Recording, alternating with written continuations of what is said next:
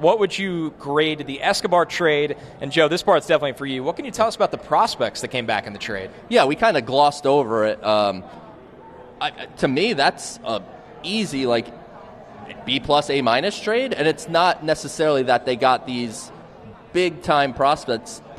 It's that they shed a guy that they weren't playing and got something useful for him, at least potentially useful in prospects that MLB Pipeline put the top one, Coleman Crow. They put him number 11 on the Mets list. Granted, there's some updating that'll happen throughout the year. He's probably going to be lower than that for me.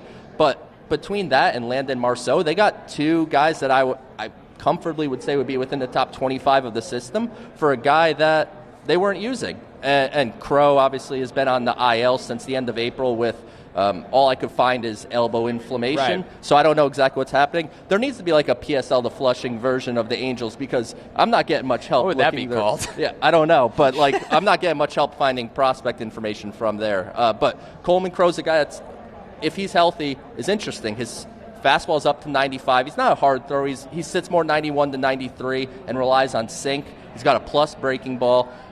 He profiles as a fit starter, swing guy. You're talking about a Trevor Williams. Maybe that's the type of prospect player he could become as a prospect. And Landon Marceaux is a guy that, to me, I would move him to the bullpen now. I think he's a reliever long term that relies on pitchability, command, more so than stuff, which is unique because so often now so many guys throw hard, and the Mets pursue so many hard throwers, but they pursue two guys that are actually not hard throwers. And this goes back to our conversation. A lot of organizations that have spent years building up that pitching depth, those guys might be prospect number 19 or 23, but when you go through all the injuries, instead of throwing out, I'm not going to do specific names anymore, but guys that have bounced around the league for 10 years and have proven they are not effective major leaguers, that's why they're often in AAA, instead of going to those guys, like unfortunately the Mets have done the entire season, right? Outside of Raleigh, Robertson, Ottavino, who's had a down year, that's who they've been throwing out there on the mound.